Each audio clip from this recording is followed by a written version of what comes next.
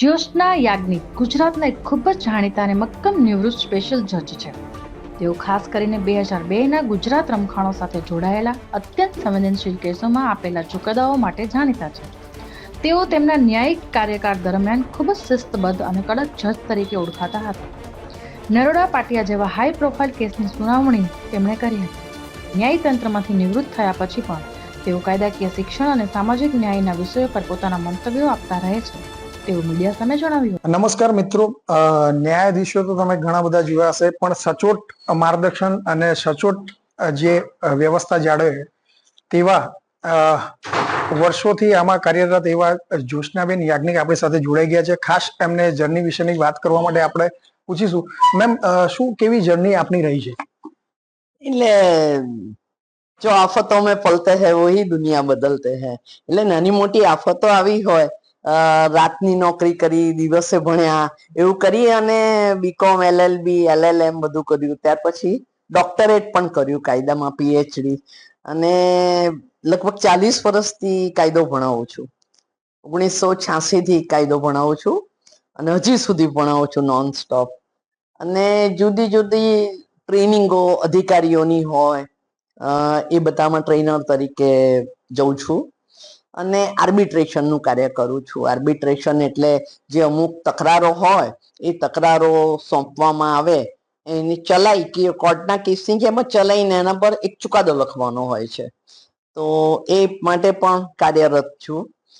અને બીજી ઘણી બધી પ્રવૃત્તિઓમાં છું, એનજીઓમાં, અને અમુક વિમેનના કોઝિસ માટે, વિમેન એમ્પાવરમેન્ટ માટે, વિમેનની ઇક્વેલિટી માટે, એવા બધા, અથવા હાંસિયામાં ધકેલી ગયેલા લોકોના અધિકારો બાબતે એની જાગૃતિ ફેલાવવાની હોય, એવા બધા કાર્યોમાં ખૂબ એક્ટિવ રીતે કાર્યરત છું હાલમાં. તો ખાસ મેમ, ડ્રીમ વિશે વાત કરવામાં આવે તો ડ્રીમ વિશે આગળનો તમારો શું છે અને કેવો રહેશે?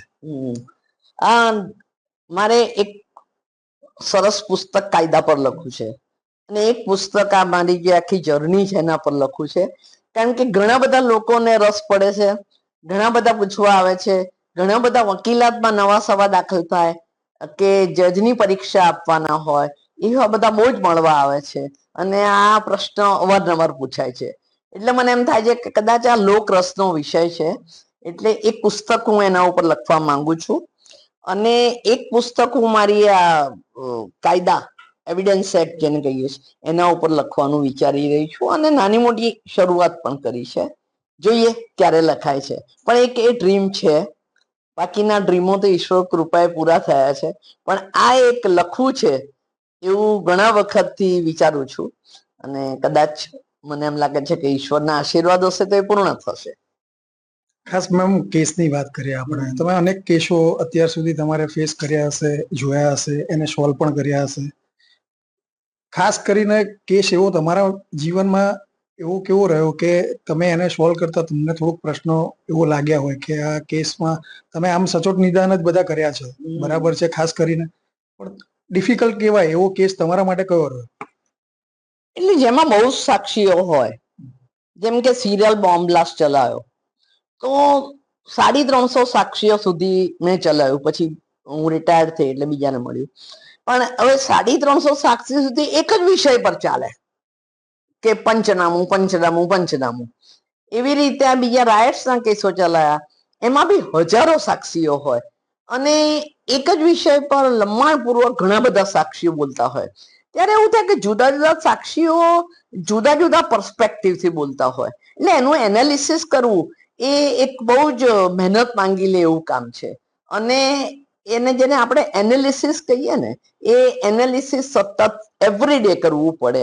એ પ્રકારના લગભગ બધા કેસો રહ્યા. મીડિયા ટ્રાયલ, એક ગેંગરેપ કેસ મારી પાસે હતો, સિરિયલ બોમ્બ બ્લાસ્ટ, પછી બીજો એક ટ્રેજડીનો કેસ પણ હતો, અને રાયટ થયા એના 2 કેસો વન આફ્ટર અનધર હતા.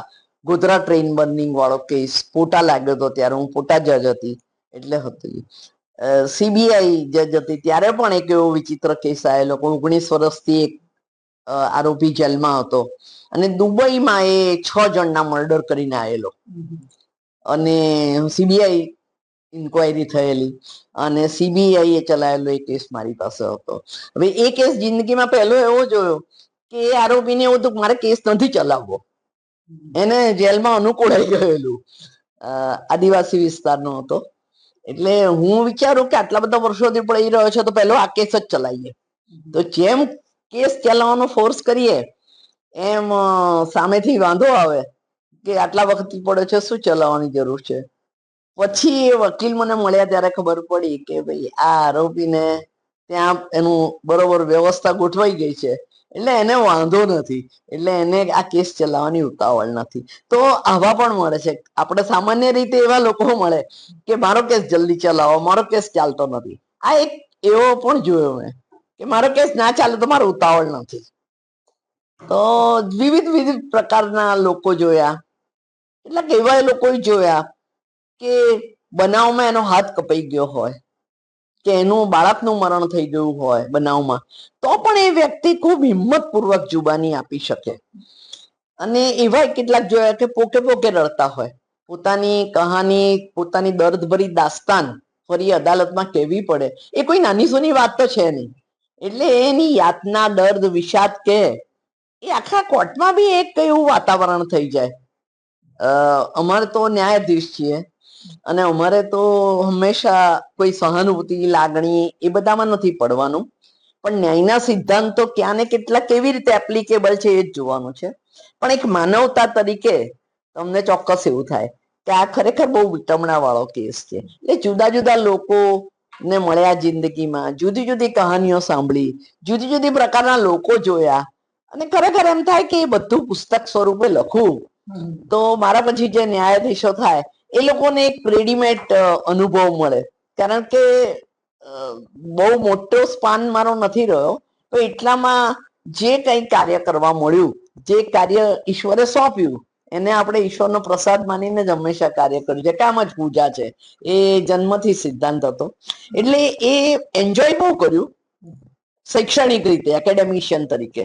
પણ એકચ્યુઅલી જે ન્યાય આપવાનું થાય ત્યારે હંમેશા ફાઇનલ નિર્ણય કરતા અગાઉની જે મનની સ્થિતિ હોય એ લોલક જેવી હોય, અને એક તબક્કે લોલક સ્થિર થાય ત્યારે તમે ન્યાય આપી શકો.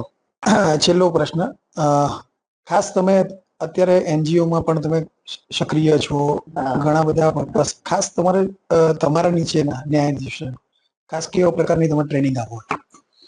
એટલે જયારે જ્યુડિશિયલ એકેડેમીમાં બોલાવે ત્યારે જે ટ્રેનિંગ આપીએ એમાં કઈ રીતે ચુકાદો લખાવવો જોઈએ.